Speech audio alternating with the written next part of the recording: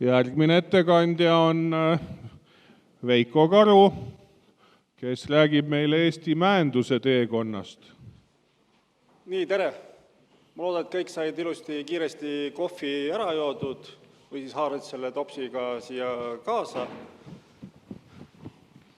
Et selline pärastlõunane turgutus on kindlasti kasuks meile. Aga ma siis valgustan või räägin teile sellest, et kui oleme kuulnud, kuhu geoloogid rändavad, siis vaatame, kuhu siis Eesti mäetööstus või tööstus võrreldes siis Euroopaga siis liigub. Et kõige lihtsam näide on sellest, et ta liigub meie igapäevakasutusse. Et me kasutame neid materjale, mida geoloogid on uurinud. Mäemehed siis võtavad tehnika appi ja toovad selle maapinnale ja siis ta jõuab meie igapäevaellu, et me saaksime nautida seda ühiskonna võlusid ja ka muidugi valusid.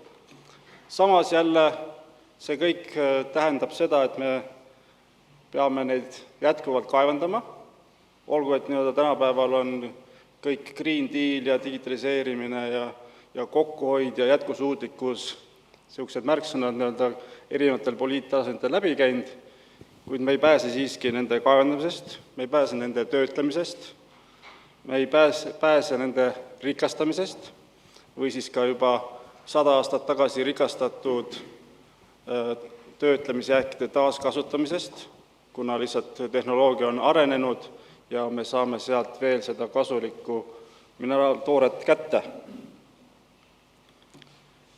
Ehk siis meie lineaarmajandus kas siis on juba muutunud või muutubki järgmiste aastate jooksul ringmajanduseks, aga sinna läheb veel aega, sinna läheb veel vaja kõiki neid ressursse, mis meil maapõues on. Nad kindlasti on sügavamal, kui me praegu oleme siin kas või Eestis kaevandanud. Ja kõige olulisemaks märksõnaks siit slaidi pealt on siis innovatsioon, ehk siis tehnoloogia areng. Kuidas rakendada seda tehnoloogiat, mis siis pidevalt areneb ja ta areneb palju kiiremini, kui ta on teinud seal viimased 100, 200 või 500 aastat.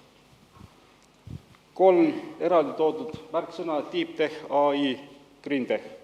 Need on need, mis praegu mõjutavad kõike seda teekonda mäetööstuses. Ehk siis me liigume samas ka nende teada olevatesse kohtadesse, kus juba on kaevandatud. Me analüüsime, kas seal on veel midagi rikastamisväärset. Kui on, siis kas selleks on olemas tehnoloogia. Kui ei ole tehnoloogiat, siis leiame mõne äriingli, kes seda väikest uuringut aitab rahastada ja me vaatame, kas see tehnoloogia tekkimine üldse on võimalik.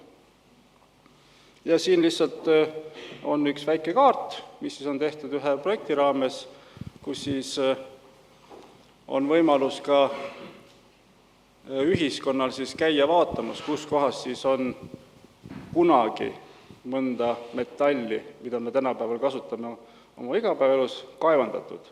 Ja siis näha, kuidas siis seal kaevandati, mis muidugi tekitab selle ohu, et kuna mälu on lühike, siis nad arvavadki, et käsitsi kaevandamine on tänapäevalgi väga aktuaalne. Aga selleks ongi ülikoolid ja vastavad õppekavad, mis siis seda peavad pöörama ja näitama, et see tehnoloogia tänapäeval on hoopis midagi muud. Ehk siis, nii nagu ka siin eelmises sessiooni küsimus oli, et mis on see oma hind, ehk siis me samamoodi peame vaatama, millise oma hinnaga me võiksime saada kätte need väärtuslikud mineraalid juba olemasolevatest jääkide panilast, kas meil on olemas see tehnoloogia või kui palju seda vahendeid tuleb veel investeerida, et see tehnoloogia tekiks. Ja selle juures siis on juba ka Euroopa Komisjoni poolt ellu kutsutud erinevaid projekte, milleks üheks ongi jätkusuutlik kaevandamine Euroopas, kus siis on samamoodi Tehnikaülikooli Geoloogia Instituudil võimalus osaleda ja seal me ühelt poolt me vaatame, et kuidas siis nende kriitiliste toormetega tööstuse jaoks on, kuid samas väga oluline tegelikult on ka ehitusmaterjalid. Et me saaksime keskkonnasõbralikke hooneid ehitada, mis siis samamoodi parandavad meie keskkonda. Samas on meie head sõbrad rootslased, kes siis läbi Ragn-Sellsi samamoodi aitavad ühest jäägist lahti saada ja sealt toota vajalikke elemente siis tööstusele. Samas me ei tohi ära unustada ka aherainet, sest ka aherainet võib ja saab kasutada mõnel teisel viisil kui ainult kuskile muldkehasse panemiseks.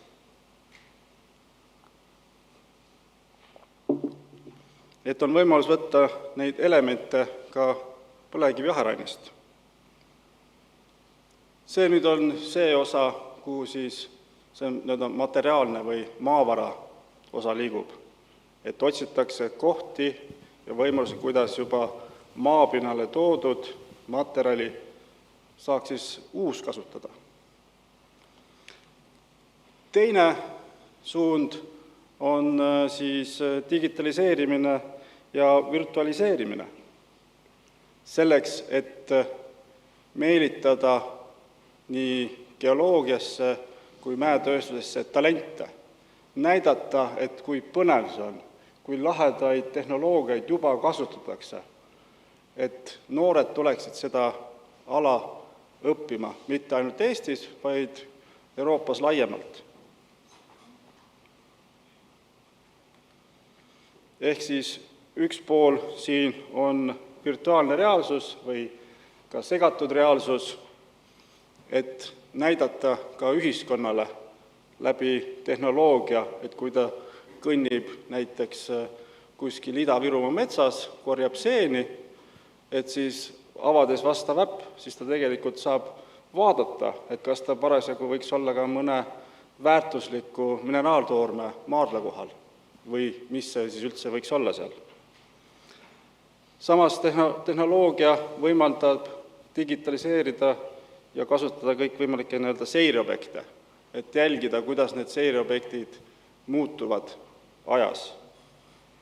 Ja samas me teame, et mõned vanad kaevandamiskohad võivad ka hävida, aga enne hävimist me saame nad talletada ja digitaliseerida ja samas ka seirata ja mõõta, millal kuskil midagi võiks kokku kukkuda.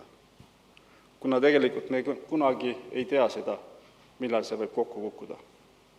Me eeldame, et see püsib igavesti, kuid erinevad geoloogilised olukorrad, ilmastikutingimused ja sealjuures siis ka selle allmaobjekti sisekliima muutused võivad tekitada erinevaid olukordi, mis võivad ka olla ohtlikud. Ja hüpates siis noorte juurde. Noored tänapäeval väga palju siis imevad seda informatsiooni läbi ekraani, kas siis külastades populaarteaduslikke veebisaite või siis sõpradega mängides ja jutustades.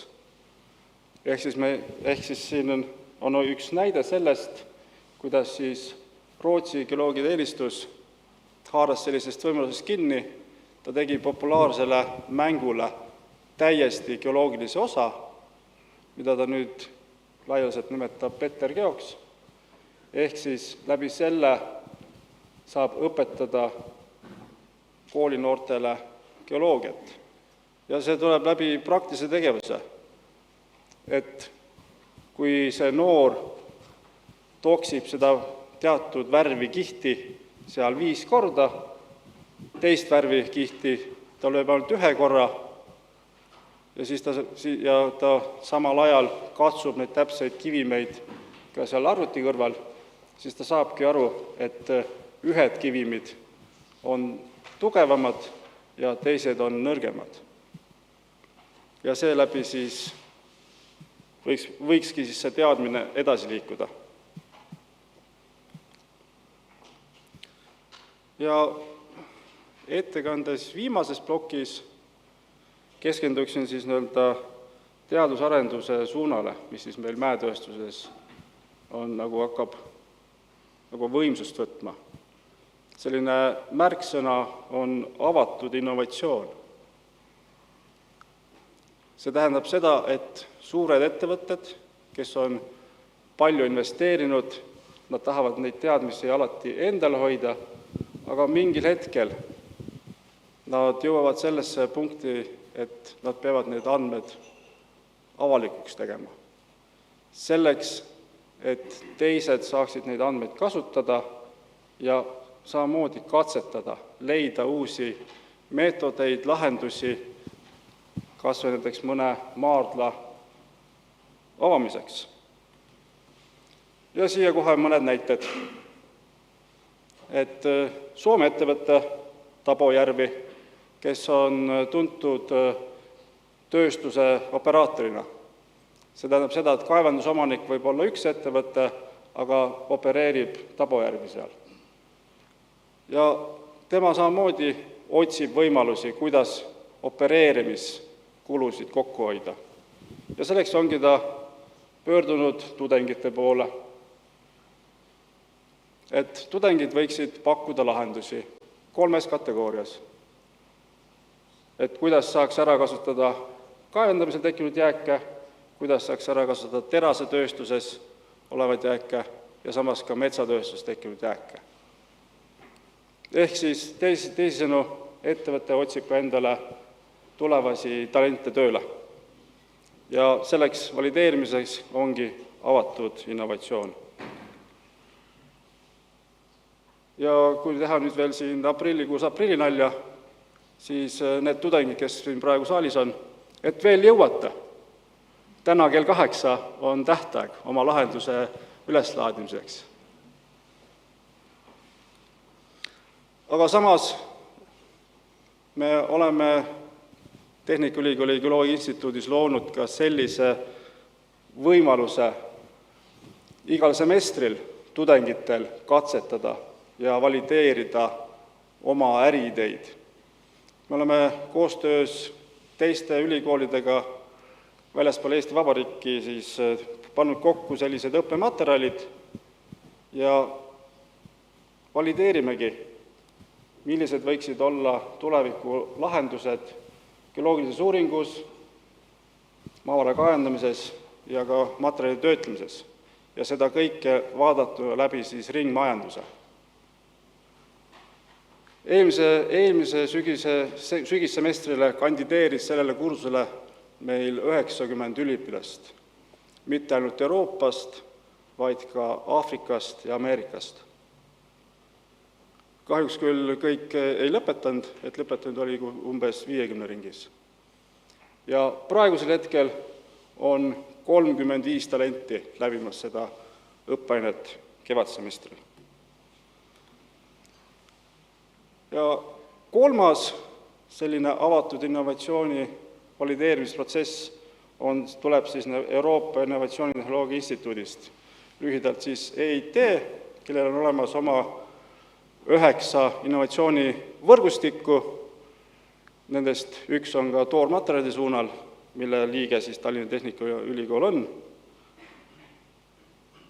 Ja nad on kokku pannud sellise programmi, mida nad ise nimetavad siis Jumpstarter, ehk siis hüppega alustamine, et kui sul ongi mõni särav idee, siis see programm aitab seda ideed valideerida, annab juhised, kuidas seda ideed investorile pitchida, et see investor teeks selle esmase investeeringu.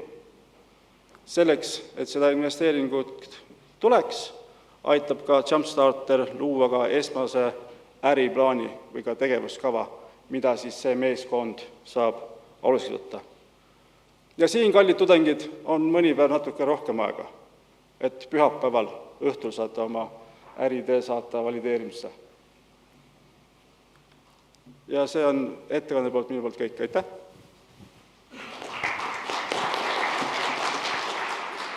Nii, aitäh! Ma kohtasin ühte väga huvitavat terminit, mida ma varem polnud kuulnud. See oli ettekande peal panila.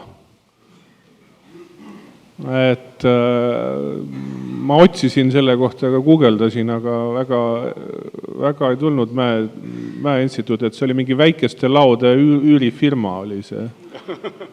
Aga Tõnupani on kindlasti väga uhke.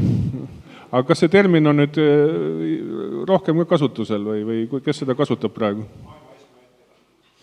No selles mõttes mina ütleksin, et see panila on nagu sahvri sünonüüm.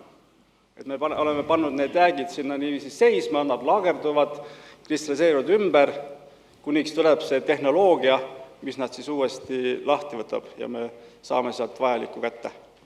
Nii, kas on küsimusi, et sa nüüd ma ei näe, et sa oleks käed tõstnud. Nii. Aga läheme siis edasi. Aitäh!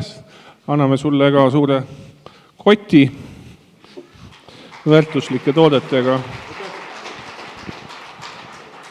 Ja üks Eerik annab sõna teisele Eerikule, nii et räägime maavarade allmaa märgrikastamisest, mis on ilmselt väga huvitav teema.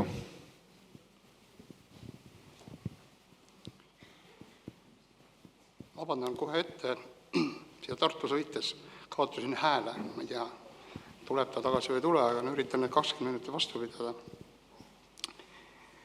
Et jah, tänase ettekande teemaks on maavarade rikastamine.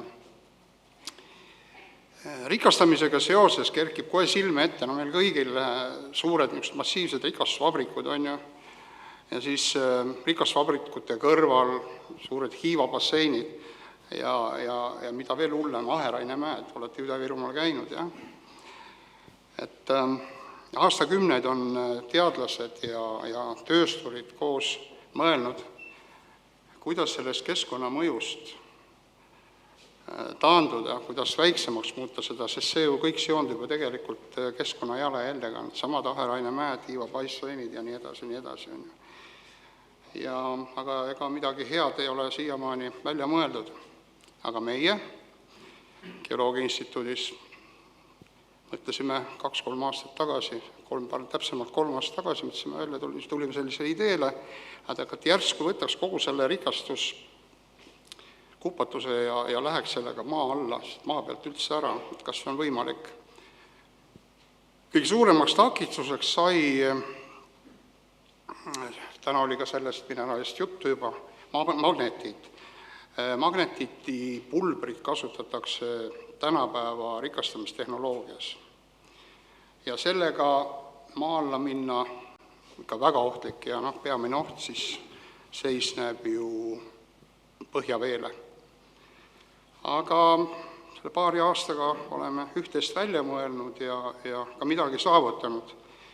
Nii et siin siis uhkustaks natukene see saavutatuga. Sissejuhatuseks 3 suurtöösturi viimase aja väljaütlemisi meedias põlevkivi kasutuse tuleviku kohta. Et Irukeemia grupi juht arvab, et Euroopal on veel selle 10. küll seda energiakriisi ja põlevkiviõli on ju veel siis aastaid ju tahetav kaup. Ja Alexela pealik arvab seda sama, aga et raske seal põlevkivitööstusel oma elu edasi elada ja seda arenemise ruumi on ju küllalt. Eesti Energia eksjuht kinnitab, et Eesti Energia on valmis edasi tootma nii elektrit kui põlevkiviõli just nii palju, kui teda vaja on ja nii kaua, kui teda vaja Eesti riigil on. No ja ammu teatud tõde, et ega töösturid ilma teadlasteta saa, et pööratakse kohe piltteadlaste poole, kui suures hädas ollakse, jah? Ja seekordki. Ega meie teadlased, mis ka papist poisid ei ole, paneme pead kokku ja läheme ka appi töösturitele. Ja eks nii need mõlemapoolsed kasulikud lepingud sõlmitakse. Nii, aga nüüd siis rikastamise juurde ja võib-olla meeldetuletuseks mõned mõisted. Et rikastamine on siis kaevise väärtuse tõstmine ja kaevis on siis selle sama rikastamise lähteproduktiks ja saagis on siis see, mida me siis protsessi lõpuks saame. Aga nüüd see moodne sõna väärindamine on tegelikult siis selle sama kaevise ümbertöötlemine ja tavaliselt juhtub ka see, et selle ümbertöötlemise käigus muutub ka ainese keemiline koostis. Kõige lähem näide jällegi põlevkivi, kui me teda termiliselt mõjutame, muundame, siis saame põlevkiviõli, aga on ka kaasnevad ained, nagu gaasid ja vesinik ja muud sellist, jah. Rikastamise produktiks, on need 3 produkti, tekib 3 komponenti, on siis kasulik, kasutu ja kahjulik. Jällegi, kõige lihtsamad näited, põlevkivi, fosforiit. Kasulik on kerogeen, kasutu lubjakivi ja kahjulik väävel, just. Fosforiidi puhul on meil siis kasulikuks aineks difosforpentoksiid, kasutu liiv ja kahjulik, tänagi kõlas läbi, uraan.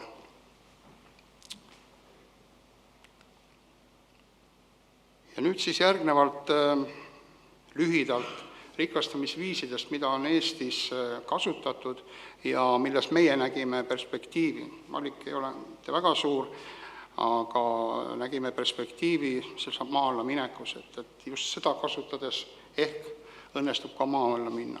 Samas veel korra me otsisime magnetiidi väliseid rikastamismeetodeid. Aga vasakpoolsel pildil näete veel enne teise maailmasõjaaegset fotot, kus siis põlevkivi kaevandus, näete kaevurid, põlevkivi raimates siis sama kukersiit ehk puhas kukersiit läks vagonetti ja kasutuaine lubjakivi laoti seal samas ka siis riitadesse. Üks asi oli hea, et jäid ära ju need samad aherainemäed ja teiseks hoiti ka lage üleval. Parempoolsel pildil näete, et ega see käsitsi rikastamine nii kauge möödanik ei olegi. Tegelikult, kui on väärt maavara, nagu näiteks teemant, siis võib seda meetodit käsitsi rikastamist kasutada ka tänapäeva. Ja seda te siin näete, mida noored jaapanlannad konveieres teevad. Ülgase. Üks rikastamisviisidest on purustamine ja sõelumine. Ja nii rikastati ülgasel, sõeluti siis tuumainesest oobuluskarbiksed välja, lasti liiv jääki ja jahvatati fosforidi jahuks ja nii ta läks. Ma ei hakka seda protsessi peenemalt kirjeldama, te olete kindlasti seda skeemi näinud ja olete ka sellest kuulnud, aga ühesõnaga, et ei midagi muud, kui on purustamine, sõelumine, purustamine, sõelumine. Tänapäeval ka purustatakse ja sõelutakse, räägime lubjakivi karjääridest ole käinud, aga siin samas ka ülemisel pildil on värske Ojamaa kaevanduse tehnoloogiline, tehnoloogiline kompleks. Siin all on siis Estonia kaevanduse rikastusvabrik. Et tegelikult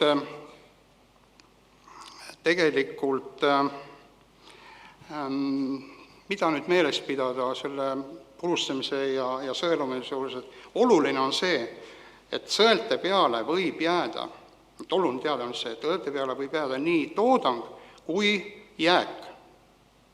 Muud ei olegi, enne purustame läbi, siis sõelad. Põlevkivi puhul on, mis sõelte peale jäävad ju suured, tugevad tükid, see on lubjakivi ja põlevkivi pudeneb sõelte alusesse ossa. Fosforiidi puhul on jälle vastupidi, ülgasel oli ju. Sama skeem see eelmisel slaidil oli, tegelikult jäävad jälle sõelte peale, jäävad siis oobulusskarbikesed, see on toodang, mis läheb siis kuulveskitesse ja alla kukusmis, liiv, kasutajaine. Et see on nüüd see point purustamise ja sõelumise juures. Aga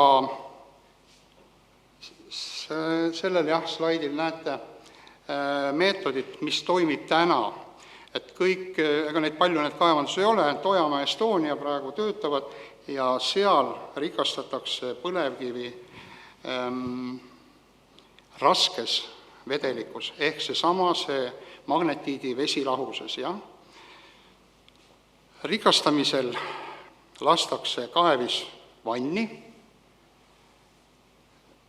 vesi, ta ei ole enam siis vesi, vaid ta on siis magnetiidi vesilahus, jah, et peale pinnale kerkivad siis kerged põlevkivitükid, raskemad lubjakivitükid vajuvad põhja, need siis eraldatakse pärast sealt alt elevaatoriga, tõstetakse üles, hea kerge põlevkivi riisutakse pinnalt ära, aga selle kahe kihi vahel, põlevkivi ja lubjakivi vahel, hulbivad niinimetatud lubjakivi konkretsioonid, ehk nagu meie, mäeinsenerid ütlevad, suletised, siia-sinna, ja nüüd siis me saamegi seda kukersiiti või siis selle saagise kvaliteeti saame tõsta sellega, kui me muudame seda magnetiidi vesilahuse tihedust, jah, paneme juurde lihtsalt seda magnetiiti. Mis siis toimub? Siis toimubki see, kui me suurendame tihedust, siis tõusevad ju need samad vähe orgaanikat sisaldavad suletised vee pinnale ja sellega tegelikult kaasneb ju tegelikult siis selle sama saagi ju kvaliteedi vähenemine. Või kui me jälle vähendame tihedust, siis kukuvad nad kõmdi alla ja saame kätte kvaliteetsema põlevkivi. Aga jällegi, siin see kurja juur, see magnetit on, sellega me maa alla ju ei lähe, eks.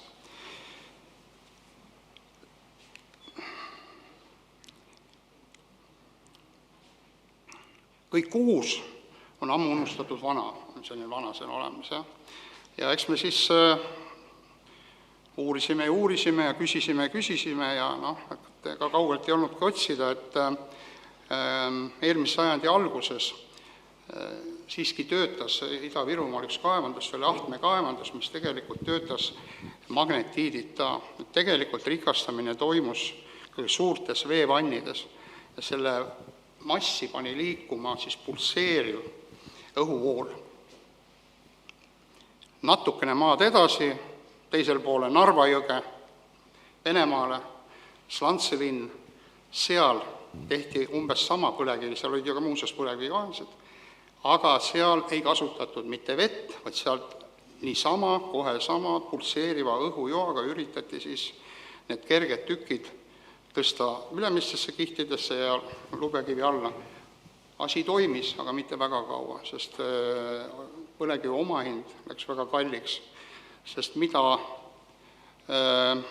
kaevandusvälja äärsematesse piirkondadesse mindi, seda kehvemaks muutus põlevkivi kvaliteet ja seda raskemaks ta muutus, seda niiskemaks ta, kõigepealt niiskemaks, seda raskemaks ta muutus ja see energiat vajas see protsess juurde, aga lõpuks jõuti surnud punkti, et kas me hakkame nüüd kuivatama seda põlevkivi või lõpetame ära. Mis arvate, lõpetati ära, on ju. Tänapäevas üldse ei toimiks suures energiahädas. Oli, mis oli, see oli ju 20 aastat tagasi ja Slantses oli 80 aastatel, et meie siin noored poisid, optimismi täis, et aga proovime tänapäevaste seadmetega, proovime seda sama teha.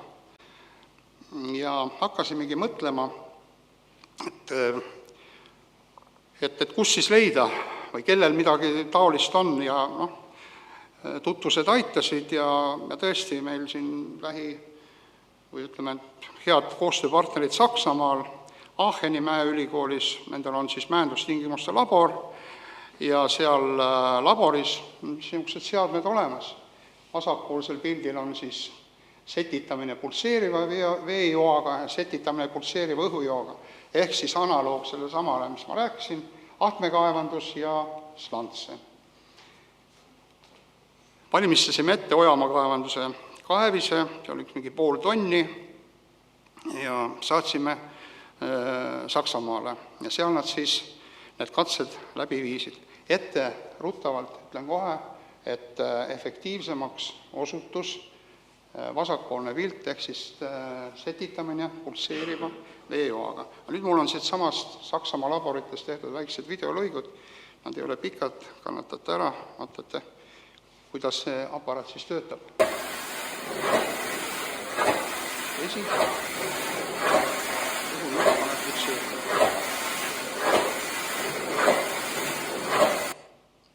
Nii, ja nüüd siis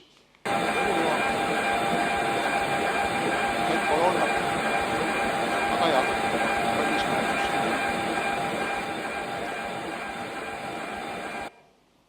Nii, aga tulemus oli väga hea. Ütlen, et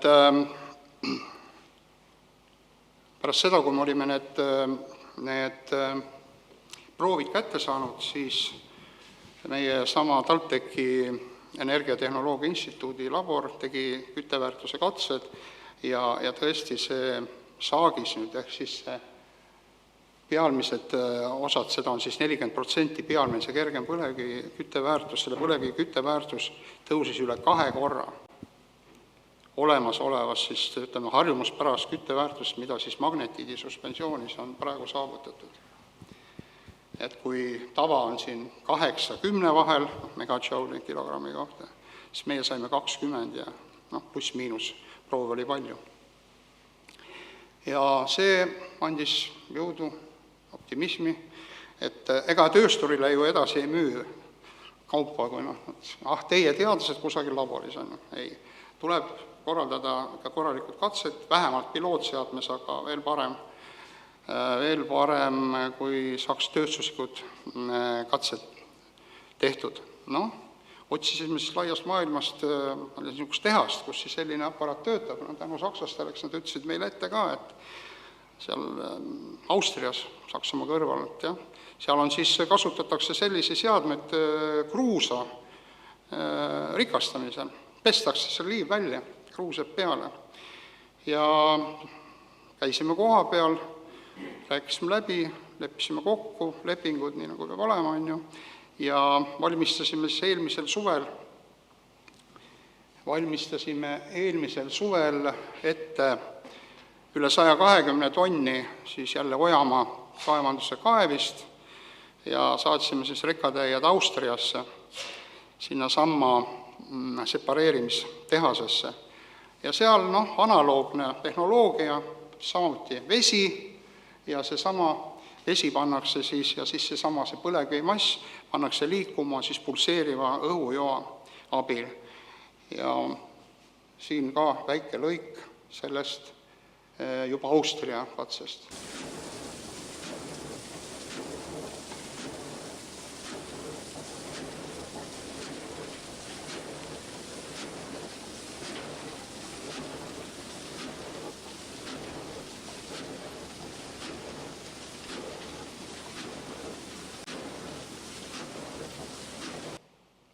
Vägev.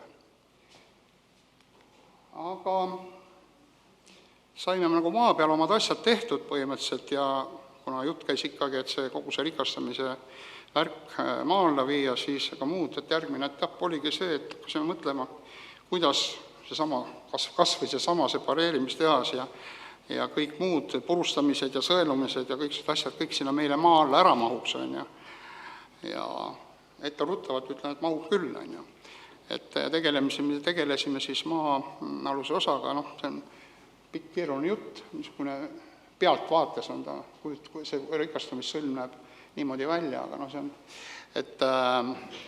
et põhiline on see, et seesama kaevis, mis kambritest laadurveokid toovad rikastamissõlme, nad käivad läbi 2-kordse purustamise ja 2-kordse sõelumise. Ja lõpp-produktiks enne sellesse märgsetitisse sattumist, oletame, et nüüd see on see Austria märgsetiti, ja tegelikult tekib 2 fraktsiooni, peenem ja jämedam. Et peenem fraktsioon kujuneb meil välja sobivaks elektrijaamadele, Narva elektrijaamad näiteks, või siis VKG-le põlevkiviõli tootmiseks, tema kalorsus sobib just selleks, nii et energeetikud ei tunne ennast puudutatuna või selles mõttes on hea meel, et nende kivi on olemas, aga jämedam fraktsioon, 20 millimeetrit kuni 50 millimeetrit, see fraktsioon läheb edasi sealsamas maa all, samataolisesse, kui ma näitasin teile, setitisse, see märk setitisse. Ja siin on ka üks plokkskeem, siin ta mul siin on, näete see on nüüd ühetekiline setiti ja näete, mis tulemuseks saime. 9,18 ja edasi 20,75. See on ju kerogeen tegelikult, madala margiline kerogeen. Kerogeen on teadaolevalt 20 kuni 40, ma räägin kütteväärtusest. Et siin ta on, kätte saime ja selline 20 megajoulise kerogeen on põhimõtteliselt juba ka, rääkis oma keemikutega, loomulikult nad on kõrgemad, aga juba on ka näiteks valmis tooreks, näiteks peenkeemia tööstus, peenkeemia. Aga kui soovime saada veelgi kõrgema kvaliteediga kerogeeni, siis ei ole probleemi. Meil on kaasa antud sakslaste taustalaste poolt soovitused, kuidas seda teha, ega siin muud ei ole, kui seesama ühetekiline setiti tuleb lihtsalt mitmetekilise vastu vahetada, saate aru, jah, siin on tekib 2 toodet, siis on mitu tekki, võib tekitada 4 toodet, 6 toodet, nii edasi. Ainult ei tohi ära unustada, et kui me tõstame saagise kvaliteeti, siis suurenevad ju kaod, siis tähendab, osa sellest potentsiaalsest saagisest läheb ju jääki, et lõpmatuseni ei jäägi nagu midagi järele. Et põhimõtteliselt, aga 2-tekilised ja 3-tekilised setitid tegelikult töötavad maailmas täiesti edukalt. Nii et üle koera peaaegu saadud ja mis nüüd siis jälle rikastamine on ju, kerogeen on, aga aheraine, alustasin oma ettekannet ju aherainest, need aherainemäed, need ilmetud aherainääd seda Virumaal, et ega siis oleks patnad ju sinna üles jälle, et hakata neid ehitama, et aga jätamegi siis selle aheraine, kuna rikastamisprotsess toimub niikuinii seal maa all, on ju, et jätame siis selle aherainega ilusti maa alla. Ja meil on välja töötatud 3 skeemi, kõik on paberil juba, majanduse arvutused on ka tehtud, nii et põhimõtteliselt sobib nagu aheraine veoks, on mõeldav aheraine veoks, on siis kas teleskoopkonveierid, mis on siis, neid on nii pikalt kui vaja, tähendab, kuni välja töötatud alades on siis meil tervikud, ja tervikute vahest tühimikud ja need tühimikud siis täidame selle sama aherainega, ehk selle rikastamisjäägiga täidame ära, on ju. Ja seda võib teha ka almakalluritega, just madalad almakallurid, kõige efektiivsemaks tegelikult, ja ka odavamaks tegelikult on ikkagi see masin ehk laadurveok, almalaadurveok. Juba sellepärast, et tegelikult rikastamisperioodide vahelisel ajal võib kasutada ka olemasolevaid laadurveokeid, mis kaevanduses on. Et meie soovitaksime siis kasutada just laadurveokeid. Ja aheraine veol kambritesse, seal on ka need positiivsed momente küll ja küll juures, on ju, et eks need tervikud, mis on jäetud maapinna hoidmiseks, kuid need nüüd ümbritseb niisugune küllaltki tihedalt laotud aheraine, siis muutuvad ju ka tervikud püsivamaks. Ja võimalike kollapsite puhul, suur õpetaja Enno Reinsalu nimetas kollapseerumist, nimetas seda protsessi kollapseerumiseks. Kollapseerumise puhul jäävad ju ka need maapealsed vajumid ju väiksemaks, on ju, kui on aherainega kambrid täidetud. Nii, aga aeg täis, aitäh. Kokkuvõte veel nii palju, et igal juhul meie projekti tulemuste põhjal julgeme väita, et see märg rikastamine ilma magnetiidita on keskkonnahoiult hea ja on ka majanduslik tasuv. Nii et, ja see projekt on tegelikult ka juba küllaltki küps ütleme, töösturitele maha müümiseks ja seda me nüüd üritamaks järgmises etapis teha. Aga tänaseks aitäh ja head päeva jätku! Aitäh! Kuna me oleme natukene ajast üle, siis ma küsimusi hetkel ei võta, et sa saad küsida oma küsimuse muuseumis. Ja tahame teha sellise lühikese särtsaka paneeldiskussiooni, et pisut arutada Eesti geoloogia tulevikku. Et paluks Kalle Kirsimäe, Sirli Siipkulli geoloogiateenistusest. Sirli, oled siin ju? Jaa, tule siia. Tähendab, siis võtame Marko Pomerantsi, Erki Niitlaane asendaja, ikkagi siis kutsun Ene Jürjensi ja Olle Hintsi. Et tulge siia ja istume siia nagu presiidiumisse. Eile helistas mulle Kairi ja Kairi küsis, kas selline presiidiumi lauad nagu nõukogude ajal või karunahk. Mis asja sa nüüd küsid mu käest? Aga siis tuli välja, et Kairi on nii superorganisaator, et karunahaga oleks pidanud katma kinni need kaablid, mis siin põrandal on, ja kuna me karunahka ei leidnud, siis jäi selline presiidiumi moodi siis asi. Aga alustame diskussiooni ja alustame võib-olla tõesti selle pommuudisega, et kui mikrofonid töötavad, eks ole, nii, et riik, majandusministeerium jälle oma siis, või ütleme, riigi tasandil on tehtud otsus, et kogu maavarade teema liigub majandus- ja kommunikatsiooniministeeriumist siis kliima- ja elukeskkonnaministeeriumisse.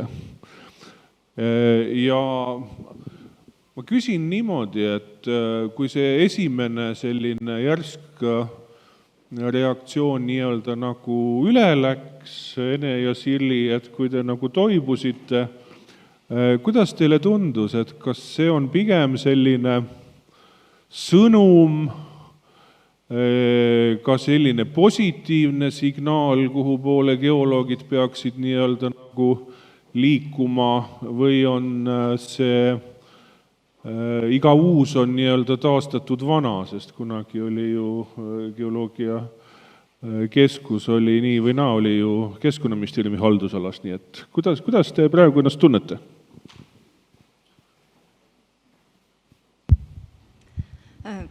Sa küsid umbes niimoodi, et kas see on lõpp? Ma ka tsiteerin. Absoluutselt mitte, see on algus, see on algus. Et ma tsiteerin ka, et see ei ole lõpp, kõik kestab edasi, selle tulekahju pärast ei lõppe veel meie pühaüritus. Aga muidugi see oli üllatus, konkreetselt nagu meie valdkonna poolest me ei olnud ette informeeritud, kuidas see toimuma saab ja millises mastaabis. Kolmandagi arutagu soovi siin kuivetatakse. Jah, aga sellise peale sellist esimest reaktsiooni võib-olla, kuna meid läheb sinna uude ministeeriumi väga palju majandusministeeriumist, et nagu minu kolleeg kommenteeris seda, et majandusministeeriumi enam tema vaates ei jäägi alles, vaid jääb alles IT- ja ettevõtlusministeerium ja kõik need majanduse osad liiguvadki edasi ja valdavalt just nimelt sinna kliima- ja elukeskkonnaministeeriumisse. Niimoodi, et kuna see meelsus ja vaim loodetavasti läheb sinna edasi, siis me oleme natukene sellest esimesest šokist üle saanud. Aitäh. Sirli, kas sa soovid midagi lisada oma poolt? Jaa, et esimene asi, et tegelikult Keskkonnaministeerium tuleb majandusministeeriumi juurde, mitte majandusministeerium ei lähe Keskkonnaministeeriumi juurde, eks ju. Ja ma arvan, et see atmosfäär ja kõik see ka füüsilisele lisaks. Et teine, sul hästi palju küsimusi ja mõtteid, et teine asi on see, et ei me päris keskkonna või geoloogia keskuseks ei plaani muutuda EGT-ga, ehk osaühing ja riiklik geoloogiateenistus ja ma usun, et me esimesed 5 aastat on juba näidanud, et me ikka päris sama rada ei lähe ja ei plaani minna ka. Ja kolmas asi, ma mõtlen, et kõikidel asjadel on niikuinii 8 või 9 külge, eks ole, mitte 2 külge ja ma juba leidsin selle esimese positiivse külje, et me läheme kliimaministeeriumi alla, et läbi selle me saame äkki seda geoloogiat paremini populariseerida, sest kliima on nüüd see buzzing word, eks ole, et aina rohkem ja rohkem noored räägivad meil ainult kliimast, eks ole, et lapselapsed tulevad ühel hetkel meile koju ja räägivad, et mis te omal ajal tegite, eks ole, ja nii edasi. Et läbi selle me saame, ma arvan, selle geoloogia jälle veel rohkem au sisse tõsta. Ta juba on au sisse tõusnud väga palju, eks ju, viimased aastad on olnud super, aga et siia ei saa nagu puhkama jääda, et nagu Andres rääkis, et tahaks veel ja veel ja veel geoloogi juurde saada. Et kasutame ära selle võimaluse. Ja hea näitena on veel see, et tegelikult meie tulevane uus minister on väga hästi meil ikkagi hoitud info väljas, et me oleme ikka keskmiselt mingi kord aastas talle käinud oma uudiseid rääkimas. Nüüd ma nägin, et endine keskkonnaminister ja veel väga paljude ministeeriumide minister Marko soovib. Võta äkki see mikrofon, see on selle vooliku otsas.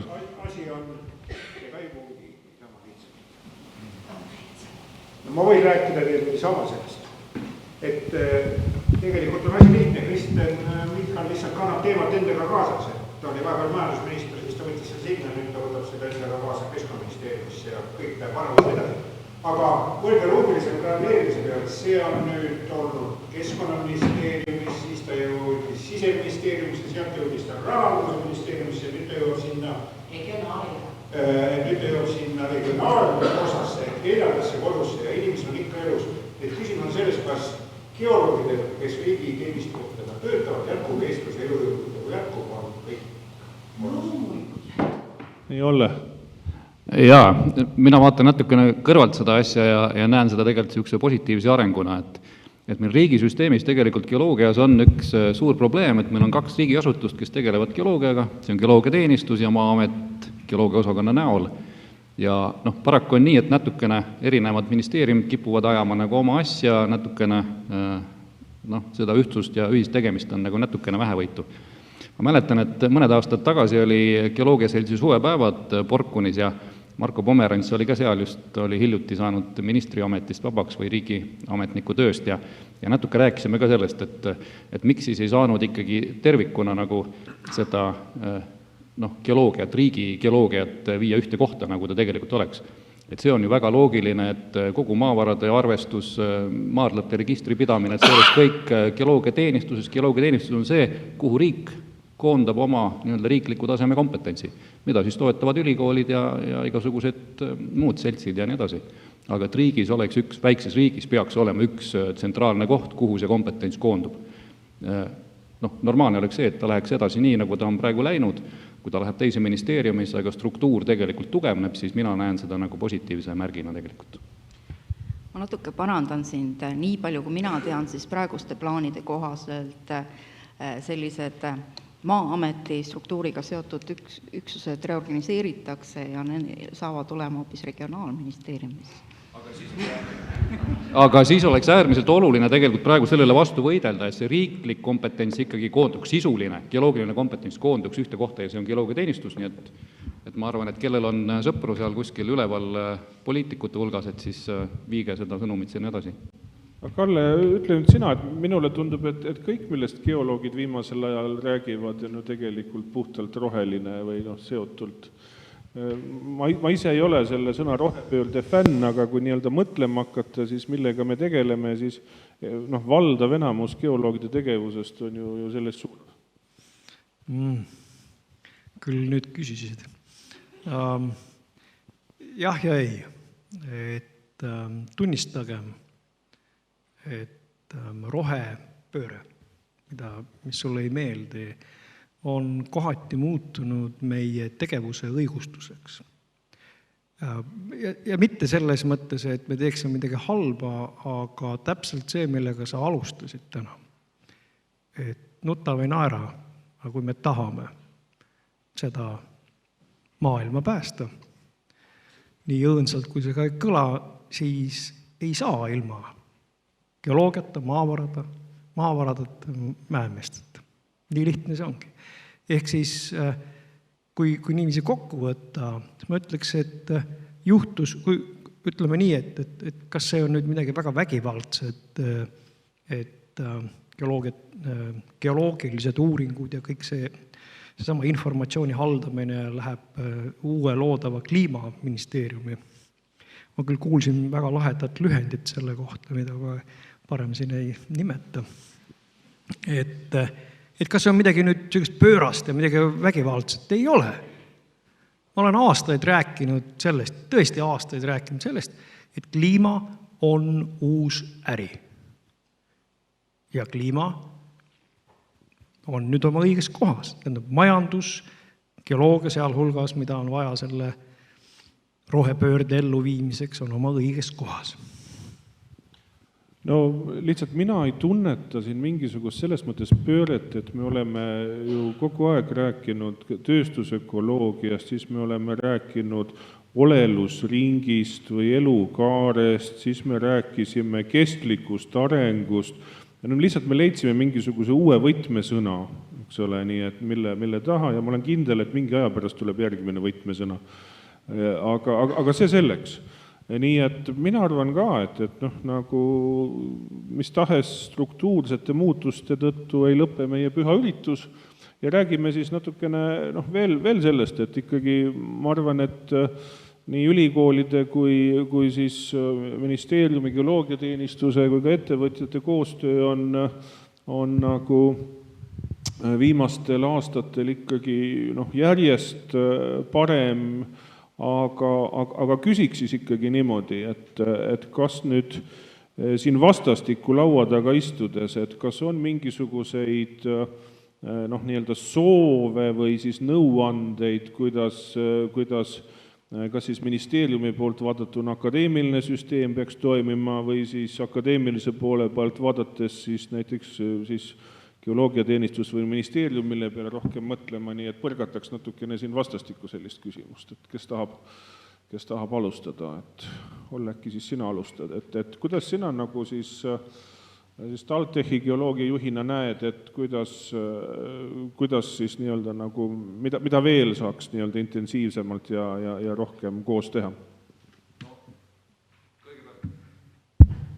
Kõigepealt võib-olla markeeriks seda, et kes ei tea, et siis tegelikult viimastel aastatel on nii ülikoolide omavaheline koostöö kui siis ülikoolide koostöö geoloogiateenistusega olnud väga tihe. Siin on olnud terve rida erinevaid suuri projekte, praegu hiljuti lõppesid RESTA programmi projektid, kus siis tegelikult ülikoolid tegid omavahel koostööd ja riigiga samamoodi, nii et need on nagu väga head näited, kus tegelikult me saame selle hea tulemuse ainult nagu tihedat koostööd tehes. Et paraku Eesti on nii väike, et kui me igavaks ise veame seda vankrit oma suunas, et siis tegelikult me ei jõua nagu väga kaugele. Et selles mõttes see on hästi positiivne areng olnud. Ja seesama, et me riigis geoloogiaalase kompetentsi koondame ühte kohta, ma arvan, et see on ka üks asi, mida tegelikult ülikoolid hea meelega nagu näevad. Et meil on ühed selged partnerid või üks nii-öelda partner, kes esindab seda riigi vaadet. Et see on üks asi. Ma arvan, et nii Maa-amet kui geoloogiateenistus on näidanud nagu väga head suunda sellisel teemal nagu avaandmed, et riigis tegelikult räägitakse sellest väga palju ja see on otseselt seotud sellega, et kuidas tegelikult ühiskond ka usaldab seda, mida riik teeb. Et see, et kõik need tegemised on tegelikult kättesaadavad, see informatsioon on kõigile kättesaadav, kasutatav, et see on tegelikult äärmiselt oluline. Et kui me räägime tänapäeval maavarade kasutamisest, kaevandamisest, siis see termin sotsiaalne litsents või nii-öelda see ühiskonna valmisolek selle asjaga kaasa minna, see eeldab seda, et midagi ei jää kuhugile sahtlipõhja, vaid kõik see informatsioon on kättesaadav, et me räägime ausalt nendest asjadest, me räägime ausalt nendest, mis on positiivne, räägime sellest ka, mis on need mured. Ja see on kindlasti üks asi, ma arvan, mis suunas tuleb nagu vaadata, et olla võimalikult avatud nii andmete kui kõige muuga. Ja see on ka väga hea koostöö alus tegelikult. Kalle? Ma võtan siit kohe sõnasabast kinni, et kõik see, mida Olle rääkis, see ongi see, mis täna toimumas on ja näiteks see sama RESTA projektid, et need ei oleks saanud toimuda sellises mahus, sellise kvaliteediga, nagu nad täna on tegelikult ellu viidud, ilma geoloogiateenistuseta.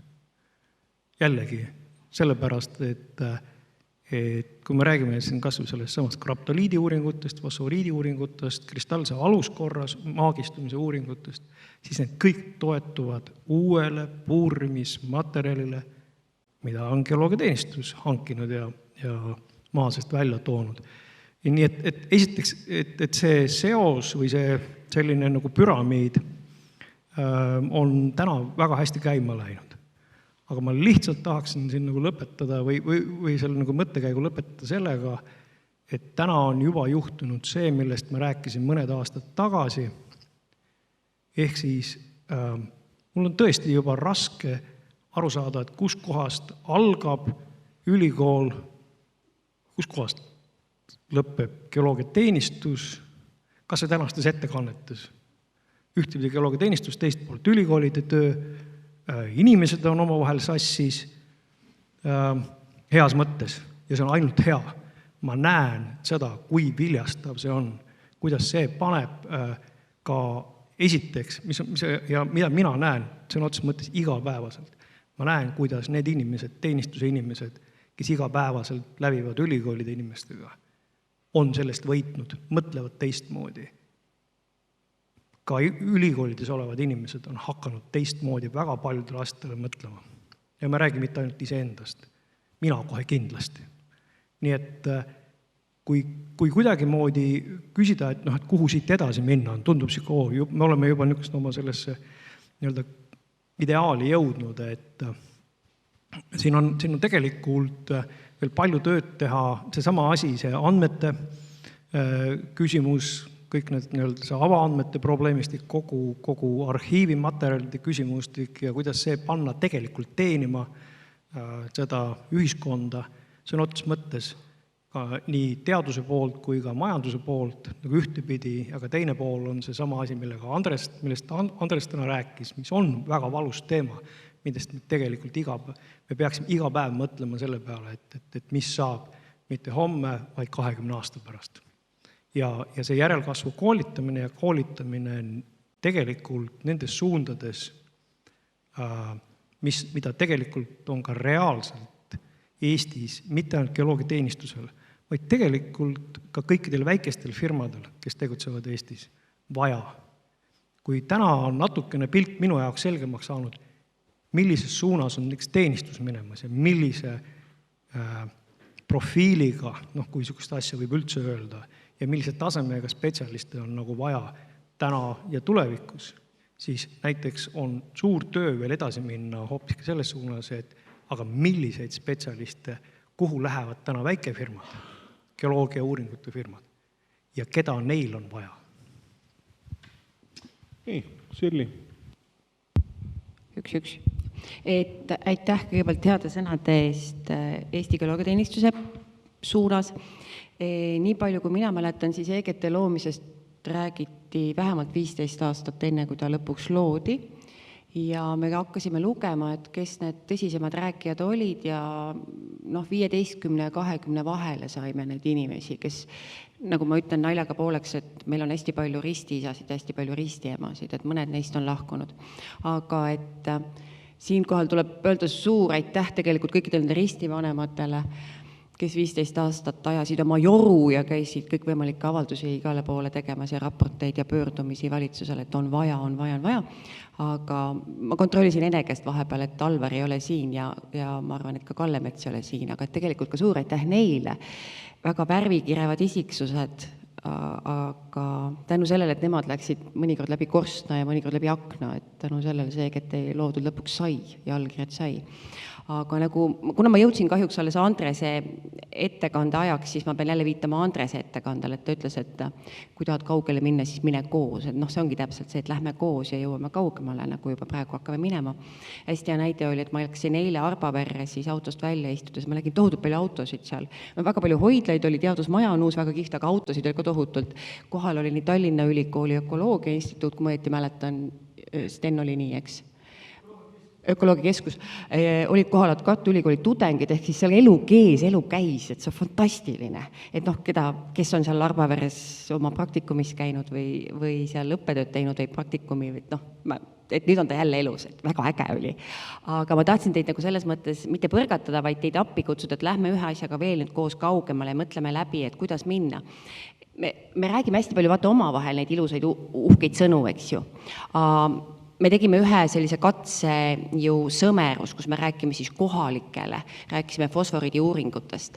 Ja seal me saime nagu esimese sellise kinnituse, et rahvas ei ole harjunud, nagu Allu ütles, et tuleks rääkida avalikult ja ausalt. Rahvas ei ole sellega harjunud. Et kui me hakkasime rääkima oma muredest ja mis seisus me oleme ja kuhu me plaanime minna ja mida me veel ei tea, aga mida me tahame teada saada, siis rahvas tuli küll mõned, jah, nendest tulid kohale juba nii, et kilp oli käes ja mõõk oli ka juba üleval, et aga te nüüd tahate Eesti rahvast paljaks röövida. Siis need kilbid langesid alla, sest et rahvas ei ole harjunud sellega, et neil nii avameelselt ja ausalt kohe kõike räägitakse. Ennem, kui on juba välja valitud, et vot siia tuleb kohe kaevandus, eks ju. Et nad ei osanudki nagu midagi eriti rünnata ja nad olid väga põnevad, et vau, ja tagantjärgi sealt, mis on minule kõnet tulnud, on väga kiitvad, et oi kui äge, et te meid nii varajases staadiumis olete kaasanud.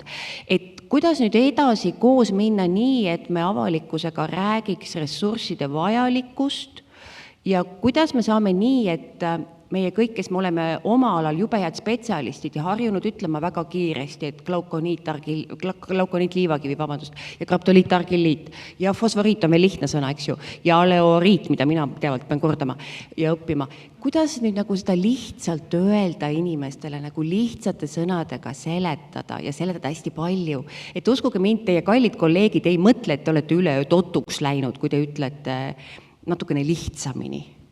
Et see on nüüd see minu üleskutse, et mõtleme koos välja, kuidas lihtsalt sellest rahvale rääkida. Jah, aeg lendab ja ma tahtsingi nüüd viimase teemana rääkida just nimelt sellest kommunikatsiooni teemast ja siin ka ütleme Eesti Geoloogia Seltsist, seltsi rollist, kõigest sellest.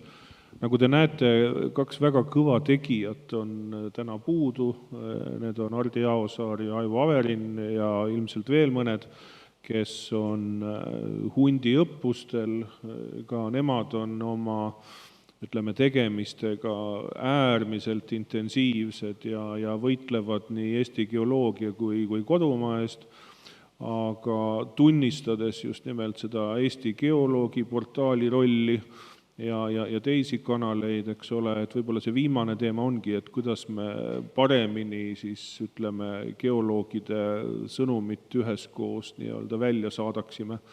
Sest väga sageli on see kuidagi tundub selline tasuta lisaülesanne või kuidagi, millele siis peab nagu mingil hetkel kontsentreeruma ja lihtsalt tuleb teha. Ma ei ütle, et siin peaks olema mingisugused suured rahad või fondid, aga lihtsalt me võiksime mõelda, tähendab üheskoos, missuguseid sõnumeid ja millal välja saata ja võib-olla siis oleks ka nii-öelda nagu lihtsam seda teha, et kas siin on mõtteid, kuidas võiksime teha. Kohe Marko ja siis Olle. Mina arvan, et asi on väga lihtne. Tuleb aru saada sellest, et kõik, mis puudutab mittetulundusühingu tegevust, ongi vabatahtlik töö ja nüüd on küsimus selles, et kus on need piirid, on ju, palju sellesse saab panustada. Ja esimene, mida kindlasti mina soovitan, on see, et tegelikult tuleks need rollid väga selgelt ära jagada, kes mida peab tegema, et igaühe oskused paremini välja tuleks, see on nagu kindlasti esimene asi. Teine asi, ma arvan, et pole mõtet teha mingeid pikki plaane, vaid istuda korra laua taha ja mõelda, mis on 2023 need sõnumid, kus me tahame mõjuda, need põhilised jutupunktid kokku leppida. Kolmas tuleb ära kasutada seda, et see riigi usk on olemas inimestes, et kui geoloog on kuskilt riigisektoris, siis võib teda kuulata, on ju. Ja need, kes on ametnikud, neil peab olema ametniku julgust rääkida oma poliitilistele ülemustele, mis on tõde. Kõik. Olle.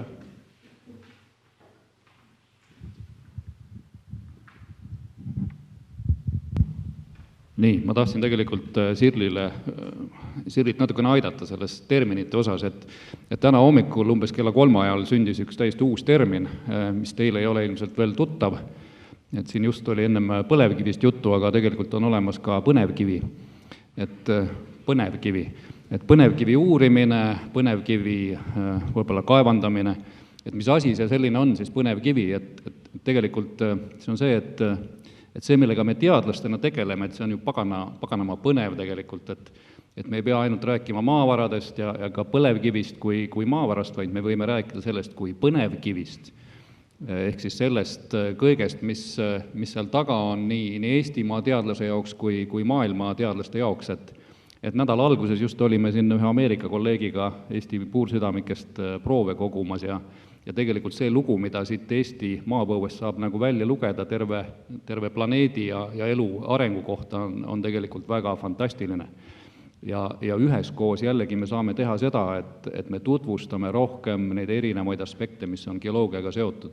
Et siin on ülikoolid, siin on geoloogiaselts, siin on mäeselts, siin on samamoodi ettevõtted, et need erinevad asjad tuua inimesed, nii noored kui kes iganes, ka näiteks mäeettevõtetesse, karjääridesse tõepoolest vaatama neid põnevaid ja teadusele väga huvitavaid leidusid, et seesama kaevandamine, et tänu kaevandamisele on ju välja tulnud tegelikult väga unikaalsed geoloogilised leiud, võtame näiteks Kalana karjäär või miks mitte Reinu karjäär, kus praegu on väga põnevad kivimikihid paljandumas ja sellel suvel tuleb üks ordoviitsiumi uurijate suur konverents Eestis, nii et kõik nad tulevad neid külastama siin, et maailmas on tegelikult Eesti kivimite ja Eesti geoloogia vastu suur huvi ja katsume seda kasutada ära ka nii, et meie oma inimesed sellest saaksid rohkem kuulda, nii et see oli niisugune lühike sõnum. Oluline on järjepidevus nendel sõnumite edastamisel, et ei ole, et nüüd on geoloogide päevad, teeme ühe suraka ära, et kogu aeg peab olema foon kõrge. Enne kui Kalle räägib, ma tahaks sõna, kuna tähtis on kaasamine, ma tahaks anda sõna ka saalile ja kui keegi teine ei taha saalist sõna võtta, siis Heits, ma toon sulle see mikrofoni, et sa siis küsid oma küsi. Ja et alati peab valve küsija olema.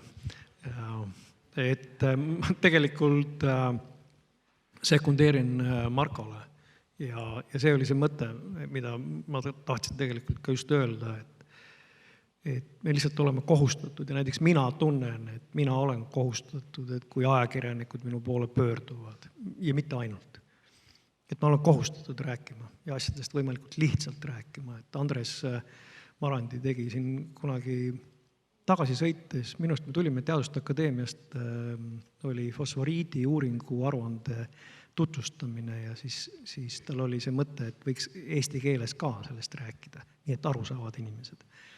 Et mis on tõsine, mis on väga raske, arvestades on tõesti kohutavalt raske lihtsalt rääkida. Aga ma arvan, et siin on selles üldises kommunikatsiooniplaanis, et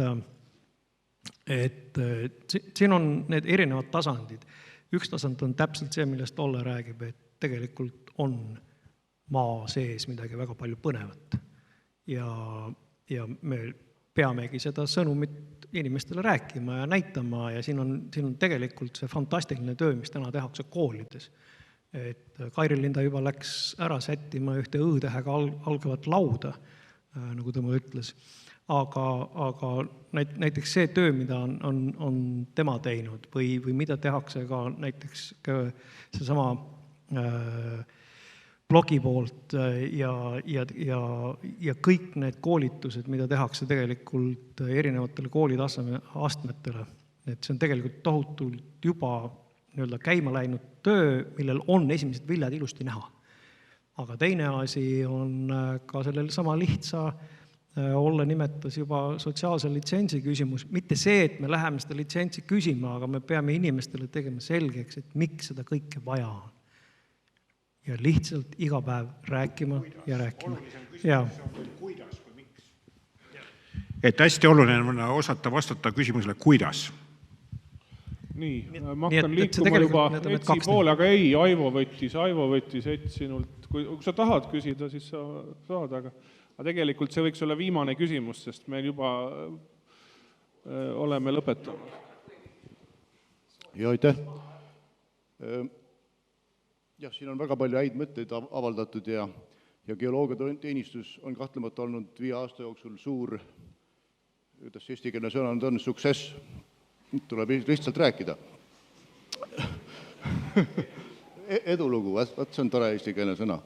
Ja nagu Tšilligi mainis, et nägi seal nende kärnihoidlate ees palju autosid ja tudengeid ja erinevatest ülikoolidest rahvast, see on selle eduloo, need on need eduloo viljad juba, mida me saame siin maitsta. Aga mis on veel nüüd niimoodi autodest välja minna ja siis kärnihoidlasse sisse minna, siis me näeme seal neid tohutuid kärnide kollektsioone, mis saavad suurepäraselt organiseeritud ja see on geoloogiateenistuse suur missioon. Geoloogiateenistus üheks suuremaks missiooniks ongi olla meie geoloogiliste andmete andmebaas. Ja andmebaas on mitte võib-olla ainult numbrite näol, vaid on ka puursüdamike näol. Ja see töö, mis on nüüd tehtud nende puursüdamike näol ja need hoidlad ja nende organiseerimine, see on väga suur asi. Aga nüüd on veel ka see, et nende puursüdamike taga on tohutu töö selle stratigraafia kirjeldamisel. Ja siin on kerge murekoht, mida mina näen. Et see kompetents, mis meil on nüüd erinevate ladestike, lademike, kuidas meil kõike neid kirjeldatakse, nende paikapanekuks, seda kompetentsi või seda kompetentsi tuleb meil hoida.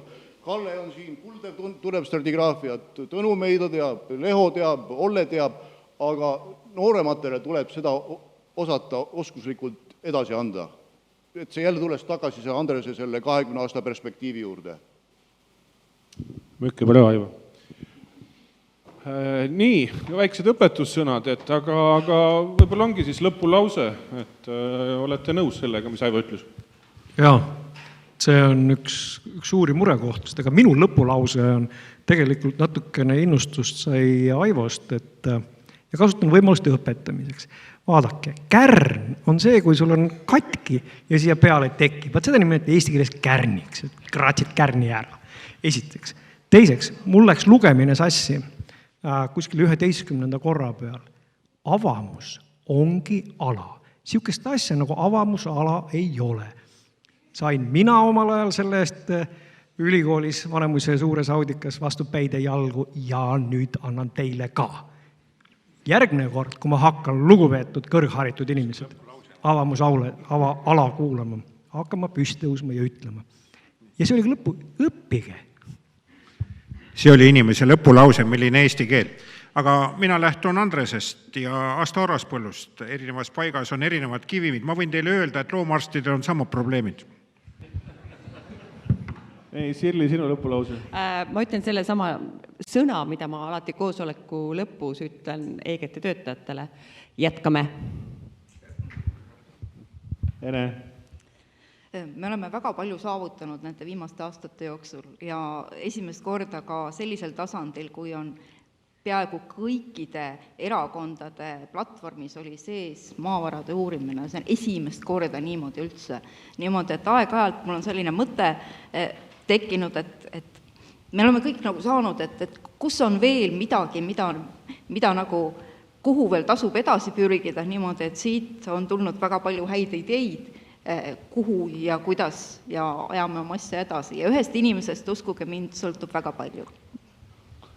Ja Olle? Nii, kuna ma olen siin laua otsas, siis ma saan välja öelda selle, et järgmine aprillikonverents toimub 5. aprillil 2024. aastal Mustamäel Tallinnas, Tallinna Tehnikaülikoolis. Mente et Malleo!